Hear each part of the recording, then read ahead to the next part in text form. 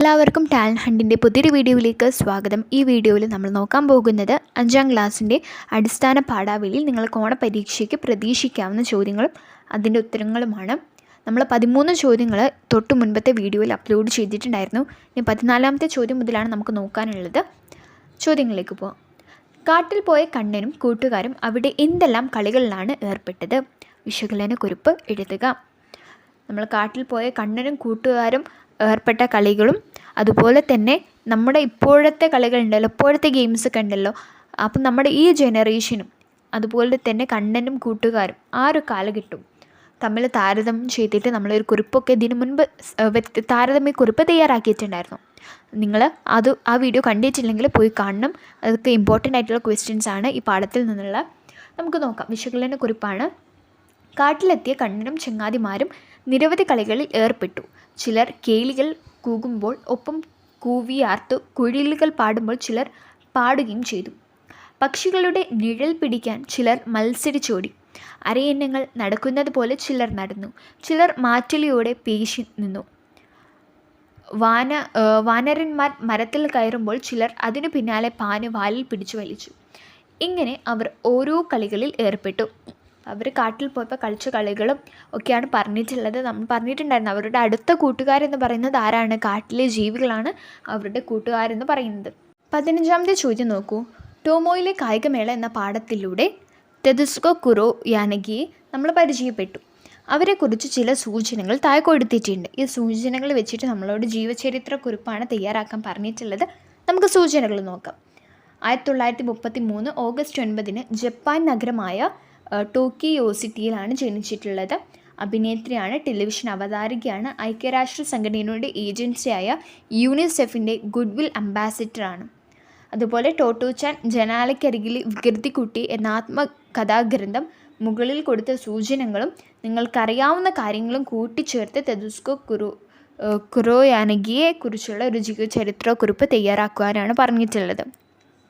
Okay, ജീവചരിത്രക്കുറിപ്പിൽ എന്ത് വേണം? Heading നമ്മൾ കൊടുക്കണം. നമ്മളിവിടെ ഹെഡിങ് ആയിട്ട് നമ്മൾ ആര് ജീവചരിത്രക്കുറിപ്പാണ് എഴുതുന്നത് അവരുടെ പേര് തന്നെയാണ് കൊടുക്കുന്നത്, തെദുസ്കോ കുറോയാനഗി. ഇനി നമുക്ക് അവരെക്കുറിച്ചുള്ള ജീവചരിത്രക്കുറിപ്പ് നോക്കാം. ജീവചരിത്രക്കുറിപ്പ് തയ്യാറാക്കുമ്പോൾ നമ്മൾ അവരെ ജനിച്ചത്, അതുപോലെ തന്നെ അവരുടെ പ്രധാനപ്പെട്ട അച്ചീവ്മെൻറ്റ്സ് അല്ല, അവരുടെ അംഗീകാരങ്ങൾ, അവർ ജനിച്ച സ്ഥലം എല്ലാം നമ്മൾ അതിൽ ഉൾപ്പെടുത്തണം. അവർ ഏതൊക്കെ പേരിലാണ് അറിയപ്പെടുന്നത്, ഏതൊക്കെ പേരിൽ അറിയപ്പെടുന്നുണ്ട്? അഭിനേത്രിയാണ്, ടെലിവിഷൻ അവതാരകയാണ്, എന്നീ നിലകളിലെല്ലാം പ്രവർത്തിച്ചു അല്ലെങ്കിൽ പ്രസിദ്ധി നേടിയ ഒരാളാണ്. നമുക്ക് നോക്കാം. തെദുസ്കോ കുറോയാനഗി അഭിനേത്രി, ടെലിവിഷൻ അവതാരക എന്നീ നിലകളിൽ പ്രവർത്തിച്ച് തെദുസ്കോ കുറോയാനഗി 1933 ഓഗസ്റ്റ് 9 ജപ്പാൻ നഗരമായ ടോക്കിയോ യോസിറ്റിയിൽ ജനിച്ചു. കുട്ടിക്കാലത്ത് താൻ പഠിച്ച ടോമോ എലിമെൻ്ററി സ്കൂളിലെ സവിശേഷമായ പഠനരീതിയെക്കുറിച്ചും പ്രധാന അധ്യാപക നായ സോസുക്കു കൊബോയാഷി മാസ്റ്ററെക്കുറിച്ചും വളരെ രസകരമായി വിവരിക്കുന്ന ആത്മകഥാഗ്രന്ഥമാണ് ടോട്ടോചാൻ ജനാലയ്ക്കരികിലെ വികൃതിക്കുട്ടി. പുരസ്കാരങ്ങൾക്ക് നിരവധി അർഹമായ അവർ ഐക്യരാഷ്ട്ര സംഘടനയുടെ ഏജൻസിയായ യൂണിസെഫിൻ്റെ ഗുഡ്വിൽ അംബാസിഡറായി സേവനമനുഷ്ഠിച്ചിട്ടുണ്ട്. നമ്മളിവിടെ നമുക്ക് ആ സൂചനകളായി തന്ന കാര്യങ്ങൾ മാത്രമാണ് ഉൾപ്പെടുത്തിയിട്ടുള്ളത് അല്ലേ. നമ്മൾ അധികമായിട്ടൊന്നും ഉൾപ്പെടുത്തിയിട്ടില്ല. നമുക്ക് അറിയുന്ന കാര്യങ്ങൾ മാത്രമാണ് നമ്മൾ ഇതിൽ ഉൾപ്പെടുത്തിയിട്ടുള്ളത്. നമുക്ക് അവിടെ ചോദ്യത്തിൽ തന്നിട്ടുള്ള കാര്യങ്ങൾ എന്ത് ചെയ്തു? നമ്മൾ ആ വരിയെ നമുക്ക് പോയിൻ്റായി തന്നത് ഒരു നല്ല സെൻറ്റൻസ് ആക്കി, ഒരു നല്ല വാക്യമായി നമ്മൾ എഴുതി അല്ലേ. അതിൽ നമ്മൾ കുറച്ച് കാര്യങ്ങളൊക്കെ കൂട്ടിച്ചേർത്തു എന്നല്ലാണ്ട് സൂചനകൾ നമ്മൾ അതിൽ തന്നത് മാത്രമേ ഉപയോഗിച്ചിട്ടുള്ളൂ. നിങ്ങൾക്കും ജീവചരിത്രക്കുറിപ്പ് തയ്യാറാക്കാനുണ്ടെങ്കിൽ സൂചനകൾ തരും. സൂചനകൾ തരുന്ന സമയത്ത് നിങ്ങൾ ഓരോ സൂചനകളെ അങ്ങോട്ടും ഇങ്ങോട്ടും ബന്ധിപ്പിച്ച് എഴുതിയാൽ മാത്രം മതി. ഓക്കെ, അധികമായിട്ട് പോയിൻറ്റ്സ് നിങ്ങൾ എഴുതേണ്ട, പക്ഷേ അത് ബന്ധിപ്പിക്കണം. ഓക്കെ, ഇപ്പോൾ ജനിച്ചു എന്നുള്ള വേർഡ് ചിലപ്പോൾ നമുക്ക് പോയിന്റിൽ തരണമെന്നില്ല, പക്ഷേ നമ്മൾ മനസ്സിലാക്കണം. ഡേറ്റ് തന്നിട്ടുണ്ടെങ്കിൽ ഇന്ന നഗരത്തിൽ ഇന്ന തീയതിയിൽ അദ്ദേഹം ജനിച്ചു, ആ രൂപത്തിലാക്കണം. ഒരുപാട് പുരസ്കാരങ്ങൾക്ക് അർഹമായിട്ടുള്ള വ്യക്തിയാണ്. ആ പേരെന്താണോ, ഇപ്പോൾ തെദുസ്കോ കുറോയാനഗി എന്ന് പറഞ്ഞിട്ട് നമുക്ക് എഴുതാം. ഓക്കെ, ജീവചരിത്രക്കുറിപ്പിൽ നമുക്ക് കോമൺ ആയിട്ട് എഴുതാൻ പറ്റുന്ന ഒരു വേർഡാണ്. പല പുരസ്കാരങ്ങൾ നേടിയിട്ടുള്ള വ്യക്തിയാണ്, ഒരുപാട് അംഗീകാരങ്ങൾ കിട്ടിയിട്ടുള്ള വ്യക്തിയാണ്, ഒരുപാട് നല്ല നല്ല കൃതികൾ രചിച്ചിട്ടുള്ള വ്യക്തിയാണ്. അങ്ങനെയൊക്കെ നമുക്ക് എഴുതിക്കൂടെ? ഇനി 16ാമത്തെ ചോദ്യം. കോബായാഷി മാസ്റ്ററെ സ്കൂളിലെ കായികമേളയുടെ സവിശേഷതകളെക്കുറിച്ച് ടോട്ടോമോയിലെ കായികമേള എന്ന പാഠത്തിൽ നിങ്ങൾ മനസ്സിലാക്കിയല്ലോ. നിങ്ങളുടെ സ്കൂളിലെ കായികമേളയെക്കുറിച്ച് ഒരു വിവരണം തയ്യാറാക്കുക. നമ്മുടെ സ്കൂളിലെ കായികമേളയെക്കുറിച്ചാണ് നമ്മൾ വിവരണം തയ്യാറാക്കേണ്ടത്. അതുപോലെ തന്നെ നമ്മൾ നേരത്തെ പറഞ്ഞിട്ടുണ്ടായിരുന്നു, കോബയാഷി മാസ്റ്ററുടെ ടോട്ടോമോസ് സ്കൂളിലെ അവിടെയുള്ള കായികമേളയുടെ സവിശേഷതകൾ എന്തൊക്കെയായിരുന്നു നമ്മൾ കഴിഞ്ഞ വീഡിയോയിൽ പറഞ്ഞിട്ടുണ്ടായിരുന്നു. അതും മനസ്സിലാക്കണം കേട്ടോ. അവിടെ എന്ന് പറയുന്നത് നമ്മളിവിടെ പോലെ മെഡലും സർട്ടിഫിക്കറ്റും ഒന്നും അല്ലായിരുന്നു അവർക്ക് സമ്മാനമായിട്ട് കൊടുത്തിട്ടുള്ളത് അല്ലേ. അതൊക്കെ നമ്മൾ കണ്ടതാണ്. ഇനി നമുക്ക് നോക്കാം, നമ്മുടെ സ്കൂളിലെ കായികമേളയെക്കുറിച്ചാണ് വിവരണം തയ്യാറാക്കേണ്ടത്. എൻ്റെ സ്കൂളിലെ കായികമേളയിൽ മത്സര ഇനങ്ങൾ ധാരാളം ഉണ്ടായിരുന്നു. ഓട്ടം, ചാട്ടം, javelin throw, shot put, disc throw തുടങ്ങി നിരവധി ഇനങ്ങളുണ്ട്. സ്കൂളിൽ അന്ന് ഉത്സവം പോലെയാണ്. രാവിലെ ഞങ്ങൾ എത്തിയപ്പോഴേക്കും മൈതാനത്ത് ഓടാനുള്ള ട്രാക്കുകൾ വരച്ചിട്ടിരുന്നു. മൈതാനത്തിൽ പല ഭാഗങ്ങളായി പല ഇനം മത്സരത്തിനായി കുട്ടികളും അധ്യാപകരും നിലയുറച്ചിരുന്നു.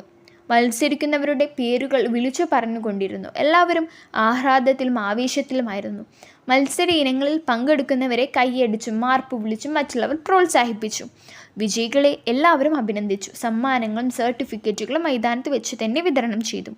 അന്നത്തെ ദിവസം ഞങ്ങൾ എല്ലാം മറന്ന് ആസ്വദിച്ചും ആഹ്ലാദിച്ചും ചെലവഴിച്ചു. ഇതാണ് നമ്മുടെ സ്കൂളിലെയൊക്കെ കായികമേളയിൽ സംഭവിക്കുന്ന കാര്യങ്ങൾ അല്ലേ. നിങ്ങളോട് നിങ്ങളുടെ സ്കൂളിനെക്കുറിച്ച്, നിങ്ങളുടെ സ്കൂളിലെ കായികമേളയെക്കുറിച്ച് എഴുതാൻ പറഞ്ഞിട്ടുണ്ടെങ്കിൽ എല്ലാവരും നല്ല വൃത്തിയായിട്ട് എഴുതണം അല്ലേ. നിങ്ങൾക്ക് അറിയുന്ന കാര്യങ്ങൾ തന്നെയാണ് നിങ്ങൾ എഴുതേണ്ടത്. നിങ്ങളുടെ സ്കൂളിൽ എങ്ങനെയാണോ അതേപോലെ എഴുതി വെക്കുക നിങ്ങളുടെ വാക്കുകളിൽ. ഓക്കെയാണ്. ഇനി നമുക്ക് 17ാമത്തെ ചോദ്യം നോക്കാം. പന്ത് കളിക്കാനൊരു പെൺകുട്ടി എന്ന പാഠത്തിലെ സുമംഗലി ഓർമ്മയുണ്ടല്ലോ. പന്ത് കളിക്കാൻ ആഗ്രഹിച്ചെത്തിയ സുമംഗലിയോട് ആൺകുട്ടികൾ പെരുമാറിയത് എങ്ങനെയെന്ന് കണ്ടല്ലോ. പെൺകുട്ടികളോട് കാണിക്കുന്ന ഇത്തരം വേർതിരിവുകളോട് നിങ്ങൾ യോജിക്കുന്നുണ്ടോ? നിങ്ങളുടെ അഭിപ്രായം കുറിപ്പായി എഴുതുക. ഒരിക്കലും നമ്മൾ എന്ത് ചെയ്യരുത്, ഒരു പെൺകുട്ടി ആയതിൻ്റെ പേരിൽ അല്ലെങ്കിൽ ഒരു ആൺകുട്ടി ആയതിൻ്റെ പേരിൽ വിവേചനങ്ങൾ പാടില്ല അല്ലേ. വിവേചനങ്ങൾ ഇന്നത്തെ കാലത്ത് വളരെ കുറവാണ്. ഇനി ഉണ്ടെങ്കിൽ തന്നെ അതിനെ നമ്മൾ എന്ത് ചെയ്യണം, അതിനെതിരെ നമ്മൾ നമ്മുടെ ശബ്ദം ഉയർത്തണം. നമുക്കിവിടെ നൽകിയിട്ടിരിക്കുന്ന ഉത്തരം നോക്കാം. കാലങ്ങളായി നമ്മുടെ സമൂഹം എല്ലാ കാര്യങ്ങളിലും ആൺ പെൺ വേർതിരിവ് വെച്ചു പുലർത്തുന്നുണ്ട്. പന്ത് കളിക്കാൻ ഒരു പെൺകുട്ടി എന്ന കഥയിലും ഇത് പ്രകടമാണ്. പന്തു കളിക്കാൻ ആഗ്രഹിച്ചെത്തിയ സുമംഗലിയെ ആൺകുട്ടികൾ പരിഹാസിക്കുകയാണ്.